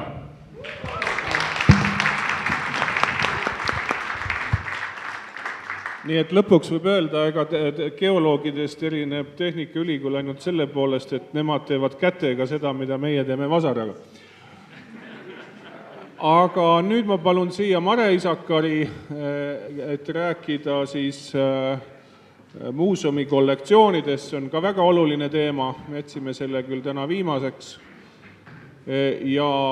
Aga veel enne, kui Mare siia jõuab, ma räägin, kuidas ma siin Veiko esituse ajal natukene kohkusin ära, sest minu mobiiltelefon oli ka vahepeal ülikooli poolt positsioneerimisel ja kui nad saatsid mulle siis täisraporti, kus ma viimase 8 aasta jooksul olen käinud, siis ma nägin, et kõik minu seenekohad olid seal näha ja ma nõudsin nende käest sisuliselt kirjaliku allkirja, et see info ei tohi saada avalikuks. nii et ma pean oma seenekohti hoidma muidu. Tere, kõik, kes te olete siia alles jäänud. Ma räägin siis täna teile sellisest teemast nagu muuseumi kollektsioonidel põhinev uurimistöö, olukorrast praegu ja tulevikus. Ma loodan, et ma räägin sellest kiiresti. Geoloogilisi hoidlaid on siis, ma räägin nagu sellistest muuseumitüüpi hoidlatest. 1802 avati siis Tartu Ülikool uuesti ja selle avamise puhul kingiti siis palju kollektsioone ja samuti osteti ka siis mineraloogilisi kollektsioone, et õpetada üliõpilasi. Ja juba 19. sajandil saadi aru, et ega siis selline loodusteaduslik õppe, see peab kaasas käima välitööde, väliekskursioonidega ja materjali kogumisega. Kõige suuremad kogud tänapäeval on TalTechi Geoloogia Instituudis. TalTechi ajalugu siis kestab edasi 1938. aastani, kui Tallinnas rajati siis Mäeinstituut ja 1950. aastast siis Teaduste Akadeemia Geoloogia Instituut, kus töötas arvutul hulgal siis paleontolooge ja aluspõhja geolooge, kes olid siis Alampale Soikumi juhtiv instituut oli see Nõukogude Liidus ja nende kogutud materjal siis 1950 kuni 1990-ndateni on Eestis praegu üks suuremaid. Olulised geoloogilised kollektsioonid asuvad ka Tallinnas Loodusmuuseumis. Loodusmuuseum on ka väga vana muuseum, 1864 rajasid Von Baleni ja Keiserlink siis nagu sellise provintsiaalmuuseumi, kuhu tehti ka looduskogud. Ja siin on ka mõned pildid siis nendest hoidlatest, mis on siis praegusel ajal remonditud. Ja loodusest materjali kogumine on olnud nagu selline pidev praktika.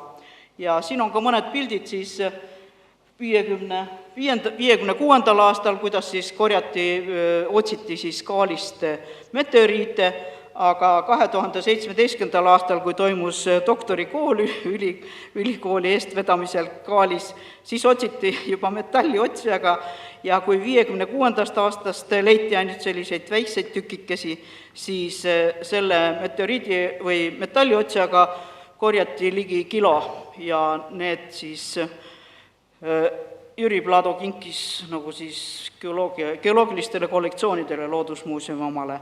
Ja eelmine aasta siis nendest kogudest meil õnnestus vahetada siis üks väike kaali, 37 grammi Šveitsi Tvanbergi meteoriidi vastu. Viimased meteoriidid, mis Tartu Ülikooli kogusse saadi 1939, nii et nüüd ligi siis 70 aastat hiljem saime siis uue eksemplari. Ja siin on ka näha siis, kuidas üliõpilaste töö käib, juhendavad siis üliõpilast, kes siis võtab proove. Ja 2004. aastast on siis Olle eestvedamisel rajatud geoloogiline geokogude andmebaas ja geokogude andmebaasi ka meie ühinesime siis 2006, Loodusmuuseumi ühines veel varem, ja sellest ajast peale oleme siis sisestanud kõiki meie eksemplare, kivimeid, meteoriite, mineraale ja kivistisi muidugi kõige rohkem, mis meil on väga hästi säilinud ja ilusad. 2022. aastal siis viidi üle geokogude andmebaas siis e-maapõue portaali. Ja näete, selles e-maapõue portaalis on kohe esilehel on näha, kui palju eksemplare on sisestatud, üle 270, ma kahjuks ei näe nii kaugele. Siis on seal mitu lokaliteeti on sisestatud, kui palju on siis proove võetud ja need kõik siis saab sellest ühest e-maapõue portaalist kätte, samuti on seal ka siis Geoloogiakeskuse fond saab kohe kätte ja turbaandmebaas, nii et sellest andmebaasist on siis lihtne saada kõiki andmeid. Selle e-maapõue geokogude portaali juures üks populaarsemaid portaale on siis fossiilide portaal ja seda külastab põhiliselt 90% on välismaalasi, kes külastavad seda portaali ja vaatavad seal ja siis see portaal on siis iga rühma kohta on tehtud siis kas väike ülevaade ja siis on ka näidiseksemplarid ja saab vaadata siis fotosid, kuidas see on. Määramiseks on see portaal väga hea. Geokogude portaali siis külastuste arv on tõusnud üle 100 000 ja igapäevaselt on siis 100–250 külastust. Unikaalsed kasutajad järgnud neile. Nii. Selles e-maapõues on ka väga hästi kasutatav eksemplaride lehekülg, kuhu siis nii palju, kui oleme jõudnud. Ma pean ka vabandama, ma kaotasin siin Tartu Hääle. Ja siis lokaliteetide kohta, lokaliteedid on väga palju ka varustatud fotodega, samuti kaardi peal on see koht, enam nagu ei saagi sisestada, eriti selliseid asju, kus lokaliteedil pole kohta märgitud täpselt koordinaatide järgi. Ja need lokaliteedid on sellepärast huvitavad, et siia oleme sisestanud ka vanad lokaliteedi fotod, mis on tehtud juba 20. sajandi alguses. Ja need tulevad nagu hästi välja. Mineraalid ja kivimid sisaldavad siis ka kõiki meie kogudes esinevaid kivimeid ja mineraale. Praeguseks on vist enam-vähem nagu siis ülevaade nendest olemas, mis siis Eestis leidub erinevatest mineraalidest ja kivimitest. Väga oluline osa selles e-andmebaasis on kirjanduse osa. Siin on peaaegu kogu Eesti geoloogiat käsitlev kirjandus antud ja siin on inimesed saavad ise teha endale kogumiku, kui te uurite mingit rühma, saate teha näiteks rugoosidest või millest iganes, samuti stratigraafiast, või teha siis endale selline personaalne bibliograafia kõikidest artiklitest, mis te olete avaldanud, ja sealt on neid väga lihtne siis panna oma artiklitesse sisse, ja ega see personaalse kogumiku tegemine ei olegi väga raske, eriti kui paar korda proovite. Mina, kui ma töötan muuseumis ja mingi teadlane välismaalt soovib saada mingit eksemplari, ta kirjutab mulle, et teil on seal väga ilusad pseudolingulad, et osadel on säilinud ka see pärlmutterkiht, et kas saaks teilt siis laenata. Ja ta annab mulle nimekirja nendest pseudolingulatest, mida ta soovib laenata. Ja siis, kui need eksemplarid on andmebaasis, on neid väga lihtne leida. Aga samas, kui ma pean otsima seda lisamaterjali siis sahtlitest, mida ma pole jõudnud veel arvele võtta, siis see töö on ikkagi väga vaevarikas ja võtab aega. Samuti väga paljude leidude puhul on, et leitakse mingisugune kivistis ja mitte ei oska öelda, millega meil siis nagu tegu on. Ja siin näiteks on üks Elga Kuriku poolt 1972 leitud vihtuimne kala, mis siis tuli uurija ja tegi sellest tomograafia ja selgus, et see on tegelikult tetrapood, 4-jalgne.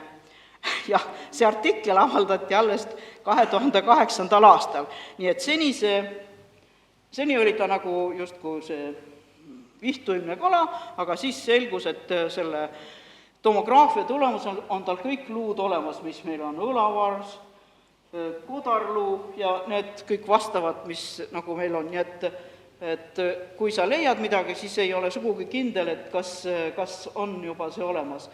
Tänapäeval on siis kõige olulisemad kollektsioonid on meie kogudes need, mis sisaldavad originaalmaterjali, kus on kirjeldatud mingi uus tüüp.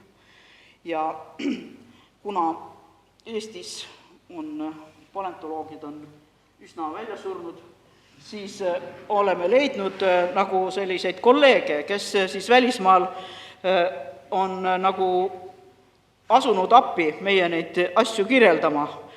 Ja näiteks Helsingi ülikoolis töötab Björn Krögel, kes on kirjeldanud tohutult meil sedimentoloogilisi peajalgsete artikleid ja samuti Ameerikast on üks okasnaksete uurija, kes on Oivega koostöös uurinud siis Kalanast leitud väga ilusti säilinud meriliilijaid. Ja siin siis koos kaasautoriga tegime sellise artikli, ühesõnaga lugesime siis artiklid kokku, need on siis põhiliselt fossiile käsitlevad artiklid, et kui siis ikkagi tänapäeval välitööde käimine on rahapuudusel raskendatud, et kuidas siis uurijad kasutavad meie andmebaasides olevaid kivistisi ja kuidas siis muutub muuseumis olevate eksemplaride kasutamine artiklitel, samuti ka uue materjali kogumine ja siis nende põhjal kirjeldamine. Ja kuna meil on selline väga tubli uurija nagu Olev Vinn, kes väga palju kirjeldab just kollektsioonidest pärit materjale, siis te näete, et kollektsioonidest pärit materjali ja artiklite hulk on järjest kasvanud. Nii et kui see teadusraha ikkagi enam ei eraldata nii väga palju, siis tuleb pöörduda, aga samas kui see kollektsioon ei ole arvele võetud, siis on väga raske leida uurijad selle rühma peale, nii et ikkagi tuleb siis sisestada järjest rohkem materjali ja mina olengi viimasel ajal olen sisestanud siis, kui tuleb mingi tellimus, et tuleb uurija, tahab uurida seda rühma, siis ma olen siis välja otsinud ja koostanud nagu sellised kollektsioonid, mida siis vastav uurija saab siis uurida. Nii et nagu rohkem tellimustöö peale olen läinud. Siin on siis kasutatud artiklid ja tänan siis selle ettekande eest, tänan siis Ollet ja Gennadit, kes on pildistanud tohutult Geoloogia Instituudis. Ja muide, eelmisel sügisel ma leidsin ühe kunstiprojekti raames, Kumu tahtis endale näitusele asju ja siis ma pidin vaatama ühte tööd, kus siis Parrot, see, kes oli rektor alguses, isa Parrot, 1840 oli kirjutanud artikli imatrkivide füüsikalistest omadustest ja lehitsen seal seda suurt internetis olevat ajakirja ja vaatan, et nii tuttavad kivid on. Ja siis vaatasin sahtlisse ja selgus, et selle raamatu originaalid, Imatra, need konkreetsioonid, et need on meil kõik olemas. Paksu tormukorraga olid kaetud, aga pesin puhtaks, tuli välja, et kõigil olid numbrid peal ja vastasid nendele 14 tahvlile, mis seal olid avaldatud. Üks puudus neil oli, nad olid see kunstnik, kes oli need siis teinud nad peegelpildis, sest ta oli teinud selle litograafilisele kivile, nii et siis, kui seda konkreetsiooni vaadata, siis oli ta nagu peegelpildiga oli seal peal, aga muidu põhimõtteliselt kõik olid ära tuntavad ja need ei oleks tohtinud üldse meie kogus olla, sest Parrot töötas tollel ajal Peterburis mineraloogia muuseumis, aga meil on nad, faktiliselt on peaaegu kõik olemas, nii et ma ei ole selle kohta veel suutnud üllitada midagi. Aitäh, Mare, väga optimistliku ettekande eest, aga ma küsin, et... Aga ma tänan neid korraldajad veel, selgus, et ma olen pärimuse hoidja, mitte andmete sisestaja. Tänan väga. Aga oota, ma küsin ikkagi ka, et kas su ettekandest natukene ikkagi siin, kuidas see oli öeldud, kumas läbi, et näiteks kogude värskendamine, aga võib-olla ka siis näiteks muuseumitöötajate järelkasv, ja need on ikkagi tõsised teemad, mille peale me kõik peame mõtlema, et äkki sa hääldad selle välja?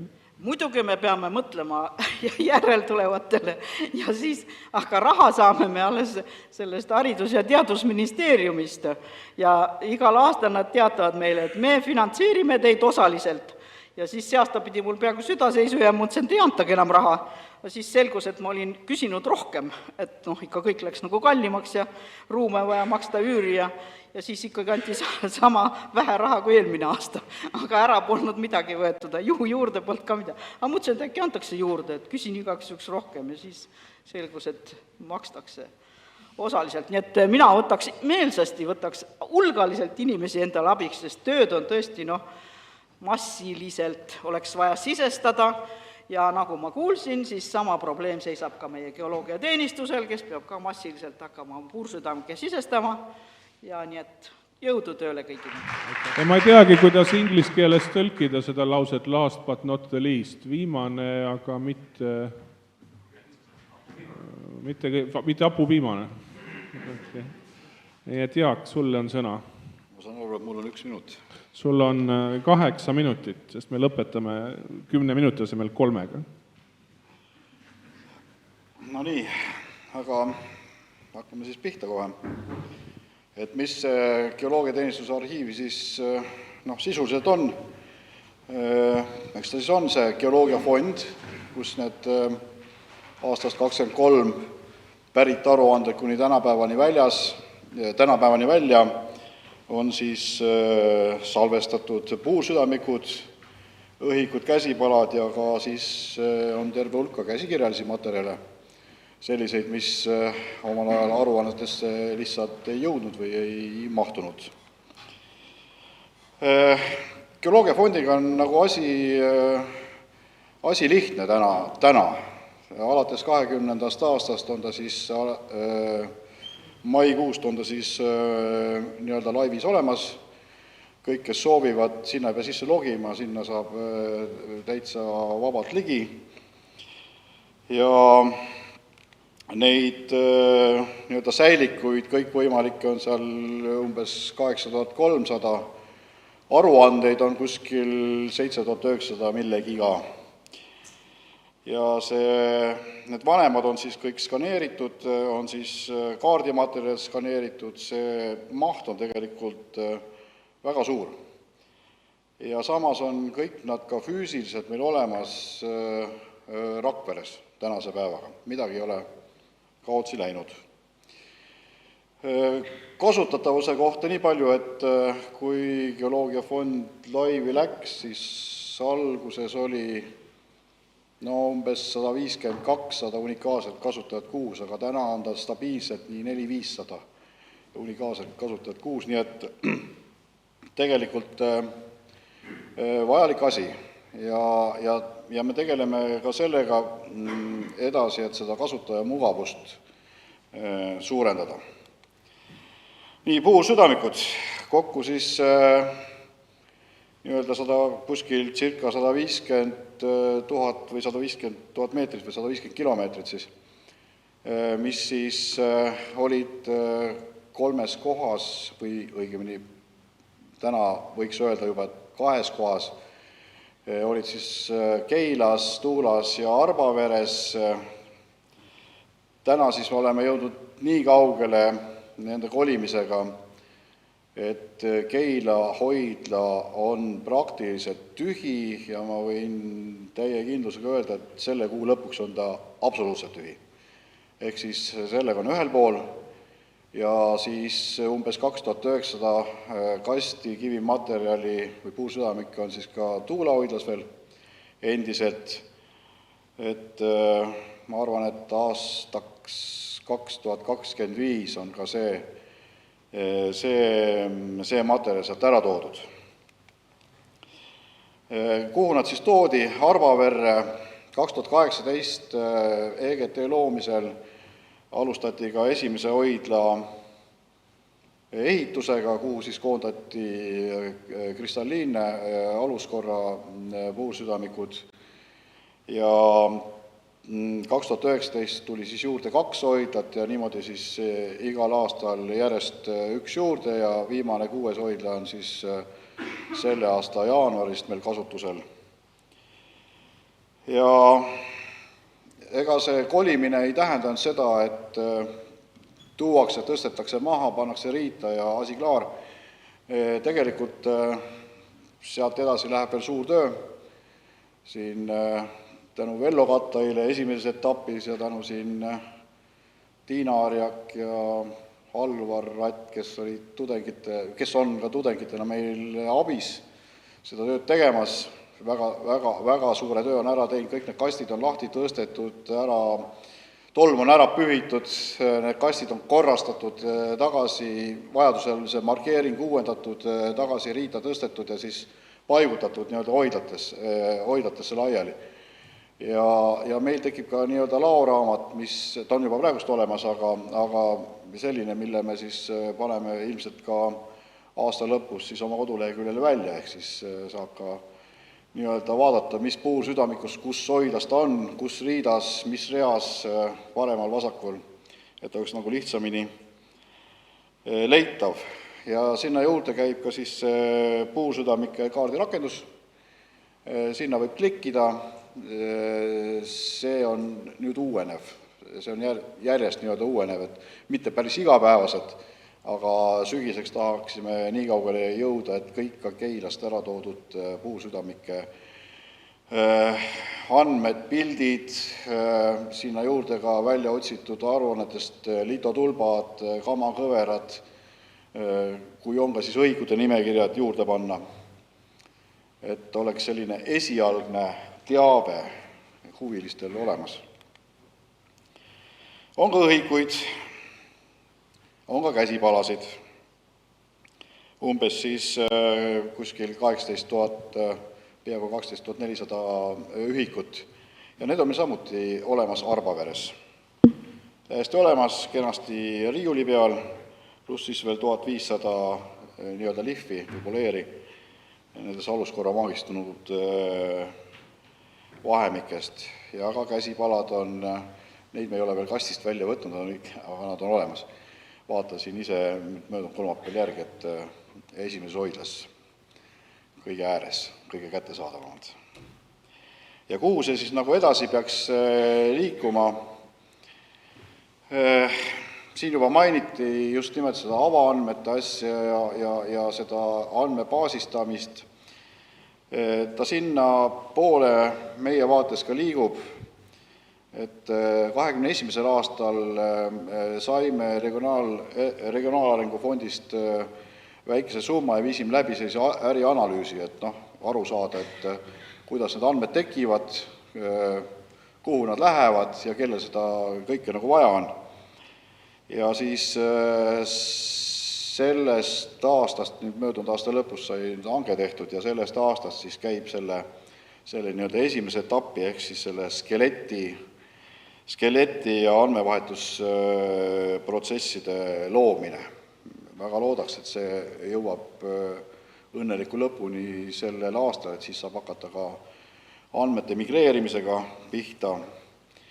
Ja edasine siis on, sõltuvad siis rahastamisest riigiasutusena, samamoodi konkureerime nagu kõik teisedki riigiasutused IT-rahade peale, aga kavas ka teise etapina siis kasutusliidese arendus, et seda andmevahetust saaks nagu normaalselt hallata ja siis kolmandas etapis ka infovärava või portaali ja siis ka nii-öelda e-teenuste arendamine. Aga pikaajalises eesmärgis on nad ikkagi nii tekkivad andmed kui ka need vanad andmed teha masinloetavaks, et siis oleks võimalik neid kõigil, kellel siis vaja või huvi või mis iganes kasutada. Paar sõna ka käsikirjalistest asjadest, et need on meil samuti olemas Rakveres, et nendega me ei ole eriti kaugele jõudnud. Siin aluskorra andmete asjus on meil siin Siim nendes käsikirjades tuhninud ja leidnud seal päris palju selliseid numbrilisi andmeid, mida siis on rõõmsalt toksitud Exceli tabelisse, et need siis hiljem migreerida sinna andmebaasi. Aga paljuski on see veel läbi sortimata. Nii. Aga siis lõpuks, et hoidlateks, aga mis seal Arbaveres siis selle aasta märtsis allkirjastasime täiteakti, valmis selle vana kollase maja asemel uus uuringumaja, samamoodi tänu Euroopa rahadele, kus siis on ka meil nüüd seminariruum olemas umbes 40-45 inimesele, mõned töökabinetid, kööginurk ja kuidas saab siis üks geoloog ilma kuuma laborita, ehk siis saunata. Nii et natuke on seal veel korrastustöid, haljastustöid ja mööblileping sai ka eile allkirjad alla, nii et võib-olla kui veab, siis on jaanipäevaks ka mööbel sees. Ja olete oodatud. Aitäh! Aitäh sulle ka!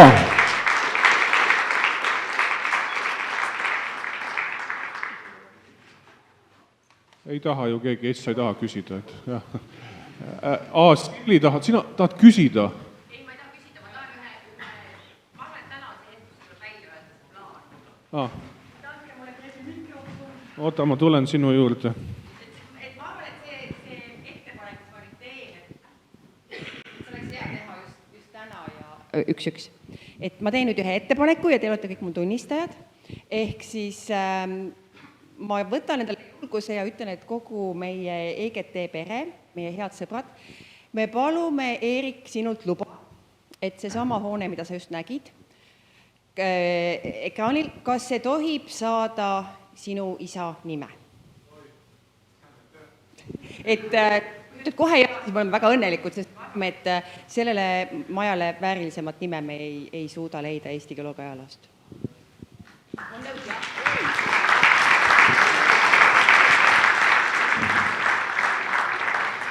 Aitäh. Aga kokkuvõte tuleb ajaloomuuseumis.